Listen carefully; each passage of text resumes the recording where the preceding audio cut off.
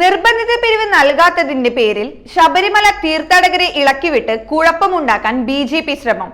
പമ്പയിലെ ക്ലോക്ക് റൂമിൽ അമിത പണം ഈടാക്കുന്നെന്ന വ്യാജ പ്രചാരണം നടത്തിയാണ് ബി.ജെ.പി റാന്നി മണ്ഡലം ഭാരവാഹികൾ സംഘർഷത്തിന് ശ്രമിച്ചത്.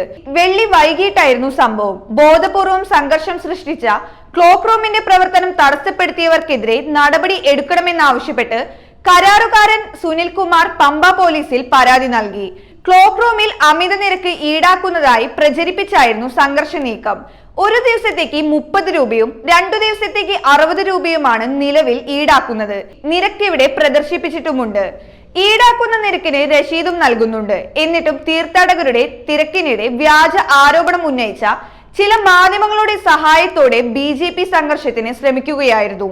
ബി.ജെ.പി റാന്നി മണ്ഡലം ഭാരവാഹികളായ സന്തോഷും അരുൺ അനിരുദ്ധരും കഴിഞ്ഞ ദിവസം 1/4 ലക്ഷം രൂപ പിരിവ് ആവശ്യപ്പെട്ടിരുന്നതായി പമ്പയിലെ ക്ലോക്ക് റൂം കരാറുകാരൻ സുനിൽകുമാർ പറഞ്ഞു. ഇത് നൽകാൻ കൂട്ടാക്കാത്തതിനെ തുടർന്നാണ് വ്യാജ പ്രചാരണം നടത്തി സംഘർഷത്തിന് ശ്രമിച്ചത്. ബി.ജെ.പിക്കാരായ ചിലരെ തീർത്ഥാടക വേഷത്തിൽ എത്തിച്ചാണ് ബഹളമുണ്ടാക്കിയത്. ഇതിന് വീഡിയോ എടുത്ത് പ്രചരിപ്പിക്കാനായിരുന്നു പദ്ധതി. ചില മാധ്യമങ്ങൾക്ക് വീഡിയോ എത്തിക്കുകയും ചെയ്തു. തുടർന്ന് ബി.ജെ.പി നേതാക്കൾ ക്ലോക്ക് റൂമിൽ പിരിവിനെത്തുന്ന വീഡിയോ ദൃശ്യം കരാറുകാരനും പുറത്തുവിട്ടു. ഇതോടെ ബി.ജെ.പിയുടെ കള്ളക്കളി പൊളിഞ്ഞു. ഏതാനും ദിവസം മുമ്പ് ശിവസേനയും പുസ്തക വിതരണം ചെയ്യാനെന്ന പേരിൽ അമിത പണം ആവശ്യപ്പെട്ടത് പിരിവിനെത്തിയതായി സുനിൽകുമാർ പറഞ്ഞു.